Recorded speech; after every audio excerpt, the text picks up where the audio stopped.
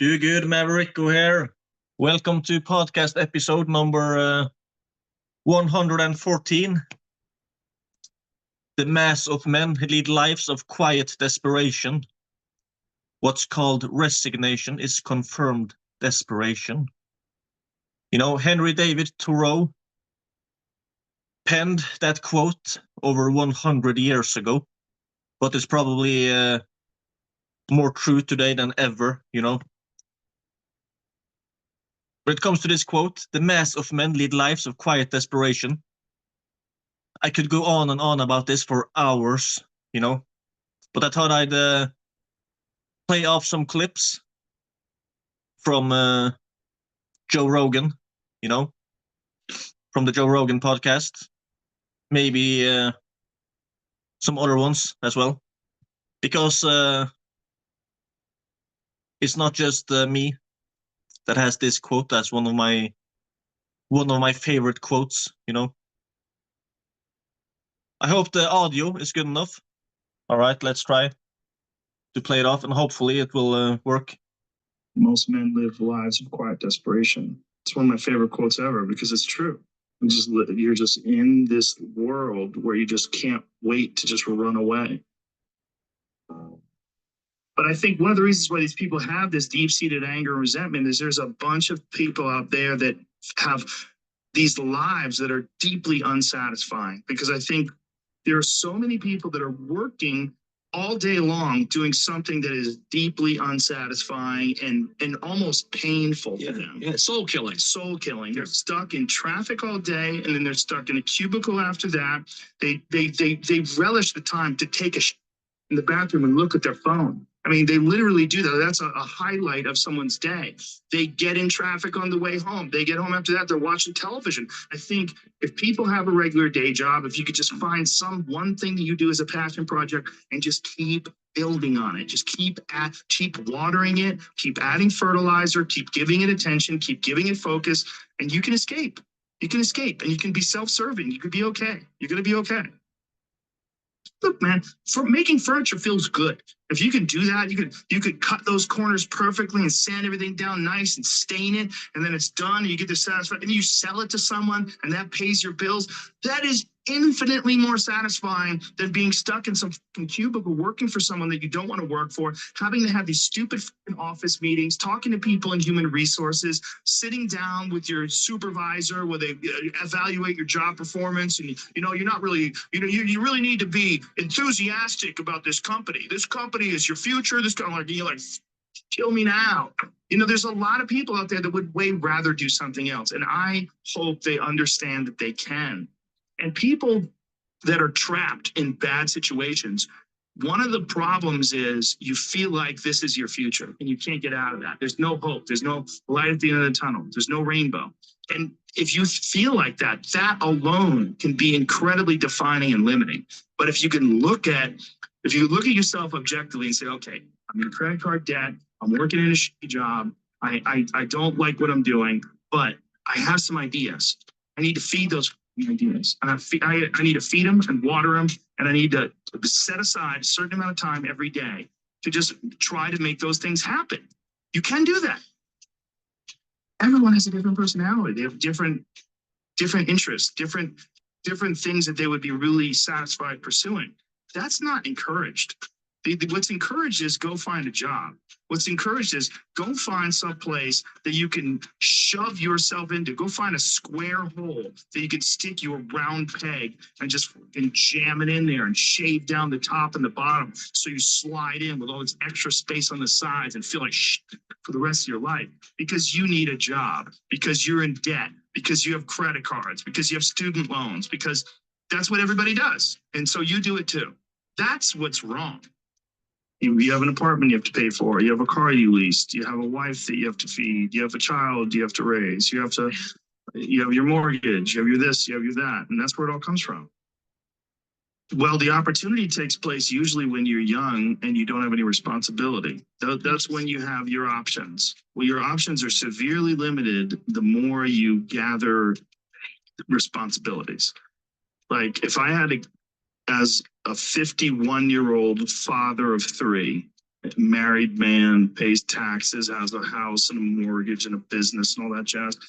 If I had to quit everything now and struggle the way I struggled as a stand-up comedian, it would never work.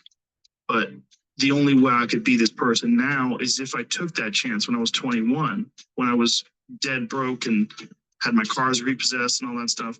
That's the only way you ever get where you want to go. You have to take a path that's dangerous, and most people want to take the safe path. The safe path leaves you stuck in quiet desperation almost every time. It's hell. But can people just make that change? I mean, yes, I believe that you have to plan it out. The way you can change is you have to put aside enough money to give yourself a window.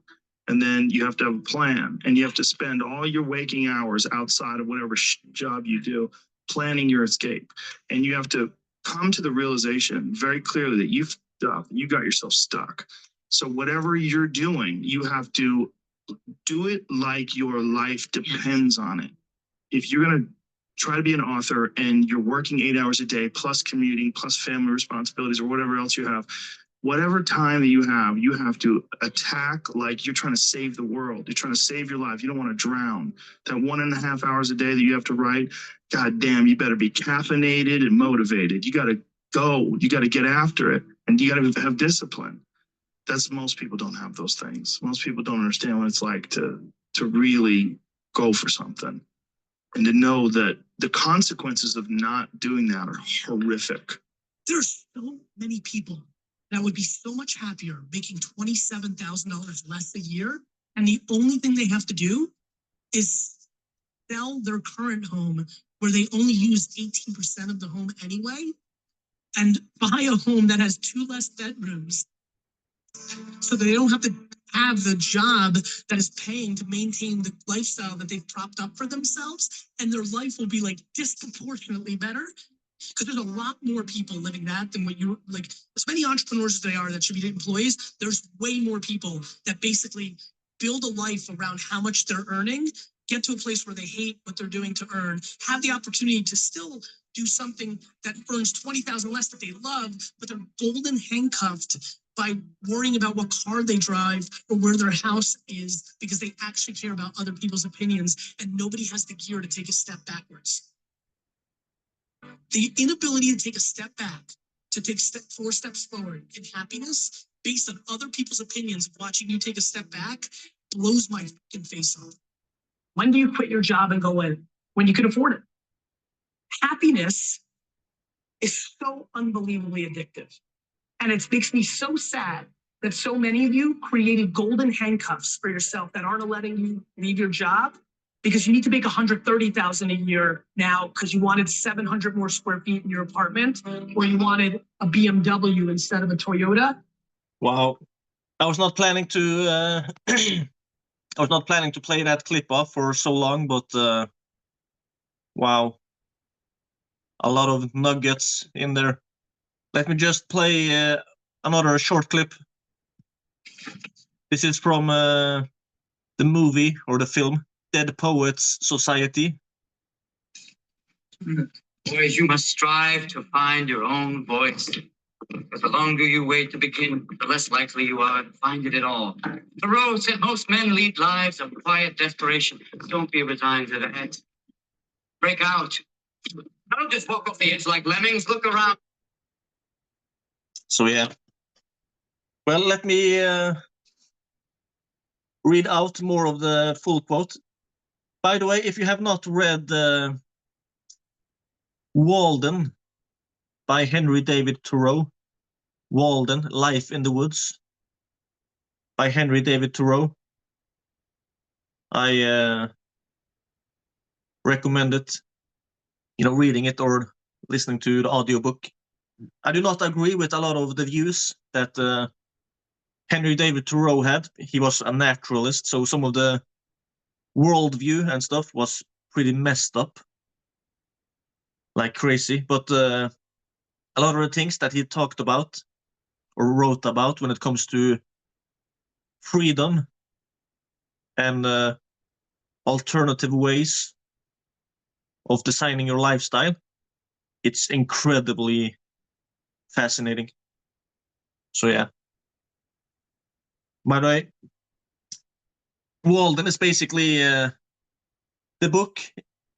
Walden is very much about the experiment that Henry David Thoreau made, where he was spending 2 years, 2 months, and 2 days in a small cabin near a Walden Pond in the woods. About over 100 years ago. I think he had been living with a friend for a long time, and I think it was the wife of his friend was kind of putting her foot down and saying, now it's enough. He can't be staying here forever.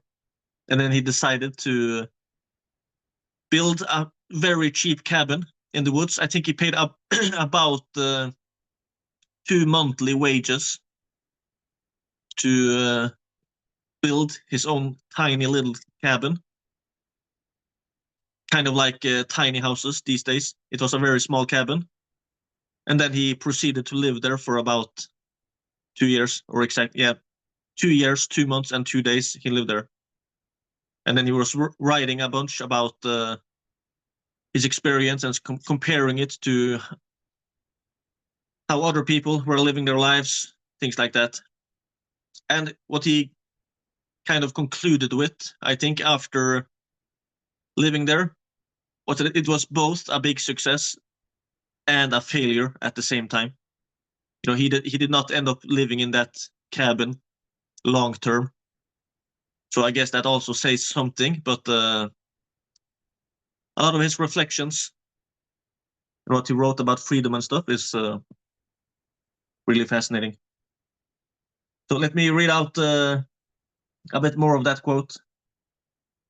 The mass of men lead lives of quiet desperation. What's called resignation is confirmed desperation. From the desperate city, you go into the desperate country and have to console yourself with the bravery of minks and muskrats. A stereotyped but unconscious despair is concealed even under what are called the games and amusements of mankind. There is no play in them, for this comes after work. But it is a characteristic of wisdom not to do desperate things. Henry David Thoreau, Walden. Yeah. And you know, that second line, the mass of men lead lives of quiet desperation. What is called resignation is confirmed desperation. I guess that one says a lot, because if you say the mass of men lead lives of quiet desperation, I guess a lot of people object and say, no, they do not. They have just kind of resigned into doing whatever job or whatever they're doing. Yeah, but the full quote by Henry David Thoreau was that what is called resignation is confirmed desperation. And maybe he was right, you know. But like Joe Rogan talked about, the escape is possible. Escaping the matrix of the 9-to-5 rat race, it is possible. That's the exciting part.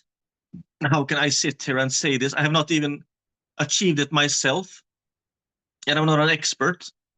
But the thing is, the last few weeks I've been interviewing a bunch of real life success stories of people that have built paid communities that are making at least $10,000 in profit per month.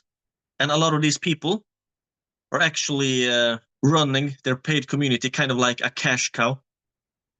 And the amount of freedom a lot of these people have is just mind-boggling.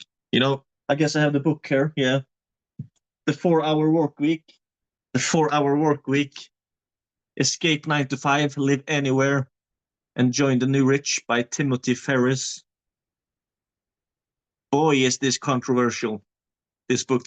There are some things I disagree with in that book, but a lot of nuggets. But the thing is, when people talk about the 4-Hour Work Week, it's like an explosion of reaction. Oh, it's a scam. It's not possible. Well, a few people are doing it. And, you know, If some people are doing it, maybe you can do it. I'm not promoting idleness, just to be clear on that. Hard work is good. Laziness is bad. And what I call semi-passive income, I kind of loosely define it as something that requires about 1 to 15 hours a week of work. And when you look at it that way, it's it's possible. But yeah, when it comes to the whole concept of the mass of men lead lives of quiet desperation, to me, it's two things that comes to mind. One is the thing that a lot of people are thinking about, like people are trapped in the matrix of the 9 to 5 rat race. They're working a job that they don't like, jobs that are making them sick. They're trapped in debt and lifestyle imprisonment, things like that. But on the other hand, there's also a deeper aspect to it. When it comes to living a life of quiet desperation, God created us with a need to be connected to him. The Bible talks about even eternity God has put into us. So the thing is, he have created us with a need to be connected to him. So, that's the biggest thing. There is kind of like a God-shaped vacuum inside every person that you're never going to fulfill until you are connected to God, And the only way to God is through his one and only begotten Son, Jesus Christ. I am the way, the truth, and the life. No one comes to the Father but by me, that Jesus said. So yeah, to fulfill that need, we need Jesus. And like it says in John 3:16, for God so loved the world that whosoever believes in him shall not perish but have everlasting life. So what do we need to do? We need to repent from our sins and trust in and put our belief in Jesus Christ. So yeah. And by the way, when it comes to a book about purpose and deeper meaning, this one is in Norwegian, but yeah, Purpose Driven Life by Rick Warren. It's a gem. And of course, the Bible, the best book of all. So yeah, now that I've mentioned the most important thing, eternity, deeper meaning behind things. But when it comes to the way that I think Henry David Thoreau meant it, and a lot of people quoting him on that quote, yeah, I think he was very much talking about occupation and what we are doing. So many people are kind of funneled into different schools, higher education, universities, and then they proceed to be funneled into other jobs, and then they get loans, mortgages, things like that, and before they know it, they are trapped in the matrix of the 9 to 5 rat race, where they are kind of like almost just treading water, going 1 month, working, sleeping, paying bills, being broke at the end of the month, just to repeat the whole process the next month, working, eating, sleeping, paying bills, being broke at the end of the month, repeat it the next month, and the next month, and the next month, and the next month, and the next month, and the next month. It's annoying just to hear myself repeating it like that, but how many people are living it? Escape is possible. It's the escape from Alcatraz. I was working with some people at one of my previous jobs, and the inside joke that I had going on repeat was like, this is Alcatraz. I'm working on the escape. Alcatraz and Shawshank Prison, the Shawshank Redemption, and that movie. I guess I shouldn't get started, because when it comes to that movie, the Shawshank Redemption, I could go on for hours and hours about that movie as well. Wow, that movie is a masterpiece. But yeah, in that movie, Andy Dufresne is innocently being sentenced to, was it life in prison for the murder of his wife that he did not do. He was innocently imprisoned. But he proceeded to use a rock hammer and ingenuity, a lot of hard work, and he basically was digging himself out of the prison with a rock hammer, a small rock hammer, you know, like a tiny rock hammer that he was hiding inside his Bible. But the thing is, in that movie, The Shawshank Redemption, what he was also doing was that the prison warden was doing a lot of sketchy stuff. And yeah, a lot of sketchy and immoral stuff. So what Andy Dufresne actually ended up doing was stealing money from the prison warden. No, you should never steal. But the lesson, I guess, we can take from his escape from the Shawshank prison was that, despite what a lot of people are doing that are escaping prisons, there's a lot of people, a lot of criminals that are escaping prison, but usually they end up getting caught and thrown back in prison because they are able to escape. But oftentimes the bigger challenge starts once they have escaped to stay free. They are able to break free and, oh yeah, I'm free. And the police come and knock them over and they're thrown back in jail. Because they don't have a proper plan outside. But in the movie, The Shawshank Redemption, he actually had a plan. He made some kind of fake identity and saved up a bunch of money that he kind of he stole from the prison warden, transferred to himself. So once he escaped the Shawshank prison, he was pretty much financially set for life. And he escaped to this exotic beach in Mexico, I think. Cihuateneo in Mexico, the Atlantic Ocean. Yeah, maybe you should escape the matrix of the 9-to-5 rat race and find your own little Cihuateneo, And like Andy Dufresne said, get busy living. What a line. One of my favorite movie quotes as well. Get busy living. About about that movie quote, one of my other jobs that I used to work at, I met another guy that was a really enthusiastic movie aficionado. He had watched a lot of movies. And one of the lines that was by the way, his favorite movie was The Shawshank Redemption. And one of his favorite quotes was by Andy Dufresne, where he says, get busy living or get busy dying. But yeah, get busy living. When it comes to, the escape from the 9-to-5 rat race, although I've been failing at it for myself for years, and I'm not an expert, like I said, recently I've been interviewing people that have done it. And, success leaves clues. What one man can do, another man can do. So if you model what works, maybe it can work for you as well, And the thing is, oftentimes we are actually closer to success than we think. Sometimes we end up overcomplicating things. And it's the really cool thing these days with modern technology, the internet, AI, artificial intelligence, social media, things like this, is that oftentimes you don't even have to make a choice between either or. You don't have to choose between being employed at a job working for a boss or quitting your job and becoming a full-time entrepreneur.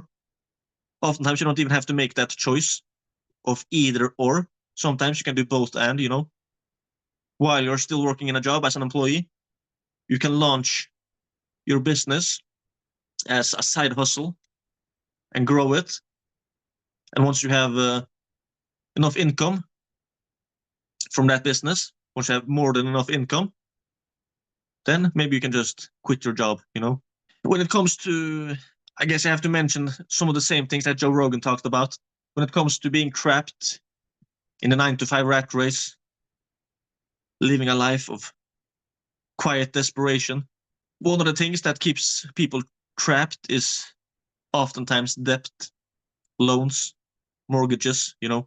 People quit primary school at around age 16, but almost all of them these days are pushed or funneled, almost brainwashed into getting into more higher education, college, university. For some of them, it's a good choice to do that. But for a lot of them, it's a scam. You should just stay away from that they should just stay away from that gigantic scam, you know. Because what a lot of young people end up in is they end up wasting years of their life on college and university, and also getting into tens of thousands or even hundreds of thousands of dollars in debt in school loans. A fascinating thing about school loans, especially in America, is that it's one of the few types of loans that you cannot even get rid of if you go personally bankrupt. There's a lot of debt and loans you can have, and if you go bankrupt, you can get into some of those kind of deals where you go a few years paying off things and then your debt gets deleted. But when it comes to college loans, college debt in America, that one is not erased out. Isn't that fascinating? For a lot of people, a lot of young people, we should try to give them a bright start, a great start in life. But what often ends up happening is that they end up getting a horrible start because they're pushed into wasting several years of their life, getting a degree that they don't even need, and also getting in debt. So when they start working at around age 20, 25, 30, they're already deep into debt, you know. And I think it's especially 4 big traps that keeps people 4 big debt traps that keeps people locked into the rat race or making the escape harder. And it's college debt, you know, school debt, school loans, mortgages, buying a house that you live in, car loans, and then consumer debt like credit cards and stuff. I think that's 4 big debt traps we should try to stay away from. Because if you stay away from those, you have a lot more options available to you than if you have those loans. Because if you have those loans, now you're kind of even more trapped into the rat race because now you have to work full time just to pay off those loans. Whereas if you did not have those loans, there would be more options available, you know, in the form of maybe you could work less, have more free time. Maybe you could more easily build another source of income, you know. But yeah, like I said, I'm not promoting idleness. The thing is, what you're considering doing, what you want to do. Maybe you're dreaming about starting a big business, things like that. Or maybe what you're dreaming about doing does not really involve money that much. But the thing is, although money is definitely not the most important thing in life, the thing is, it has an impact on almost all important things in life. And almost everything is easier with more money than it is with less money. There are exceptions, but almost everything is easier once you have more money, you know. Some people say, more money, more problems. Stupid. Maybe there are some new problems. If you suddenly make $30 million in profit, are you going to have some new problems? Yeah, of course you're going to have some new problems. Maybe now you need to get a professional tax advisor. Yeah, sure. But is your life going to become worse? Like, no, oh no, I made $30 million. Now I'm going to have more problems. What should I do? I think I'll just throw all the money in a big pile and burn it up and get rid of those problems. No. Silly talk. Less money, more problems. That's what I think is almost always the case. So the thing I'm getting at is if you want to escape the matrix of the 9 to 5 rat race and what you want to do, what you're dreaming about doing, if that's not something that is generating an income for you, then maybe you need some other method of fixing that income problem. Because if you're escaping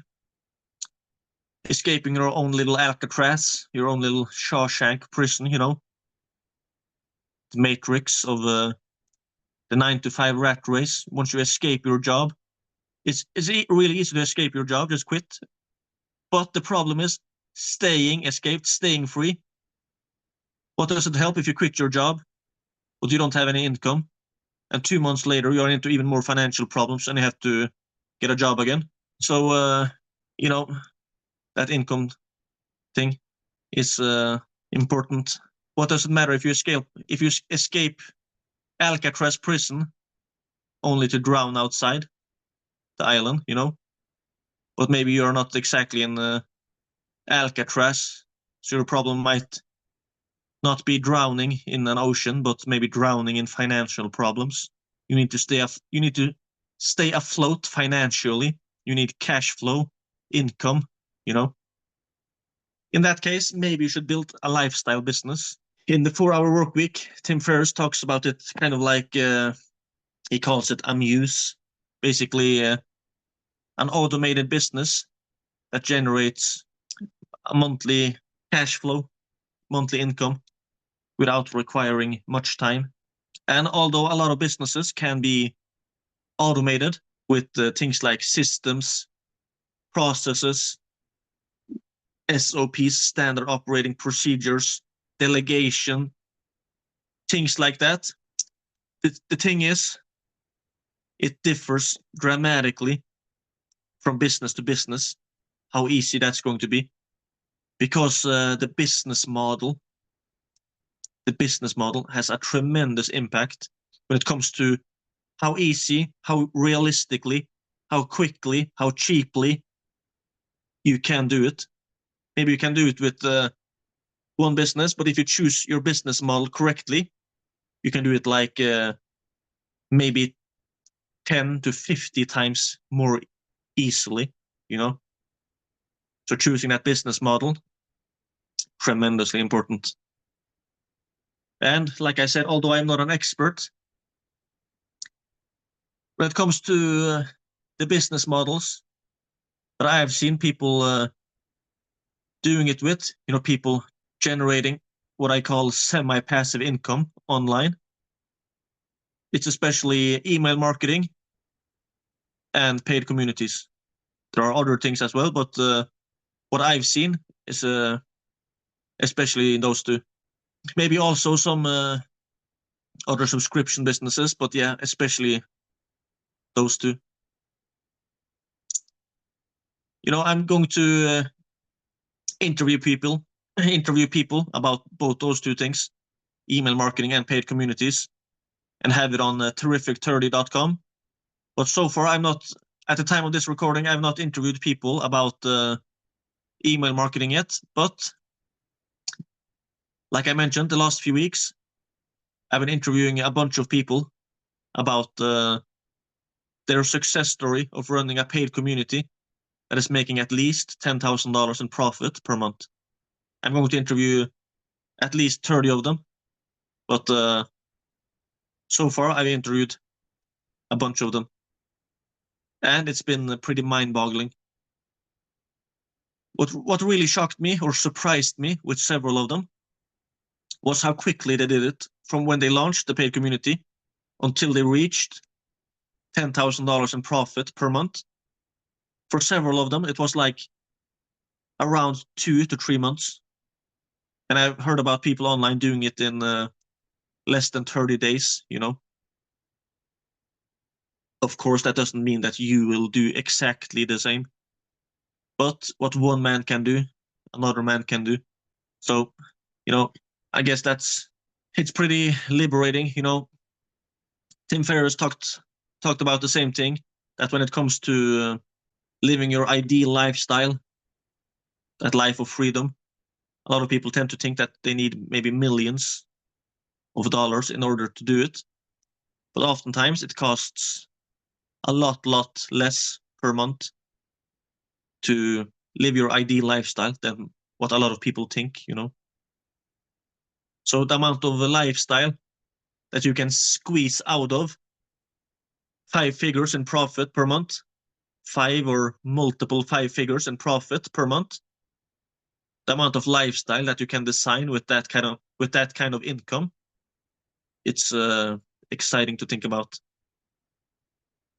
Not to mention all the new opportunities and possibilities that it will open up for as well, because maybe you don't want to stop at $10,000 in profit per month. Maybe you want to continue growing it and scaling it. One of the ladies I interviewed, she started her paid community about 2 years ago, and these days she's making 6 figures in profit per month. Something like, if I remember correctly, I think it was between $200,000 to $300,000 in profit per month that she told me. But I personally, I suspect that it might be a lot higher than that. But yeah, that's an older lady in her 50s, a grandmother. If a grandmother in her 50s that barely knew what TikTok was can use TikTok and YouTube mainly as a form of traffic to launch your own paid community, then maybe you can too. But that's one way to do it. There's other ways of generating traffic to launch your paid community. A guy I interviewed from Germany, they mainly used an affiliate deal with an email list owner to get almost all the members in their community. So there's a lot of different ways to do it. But yeah, if you're interested in learning from those real life success stories, go to communitycashcows.com, and there you can also connect with a bunch of other people that are also in the process of building their own paid community. Just think about it. What could your life look like if you had your own community cash cow business? Pretty exciting stuff. Anyway, go to communitycashcows.com. All right, take care, and God bless.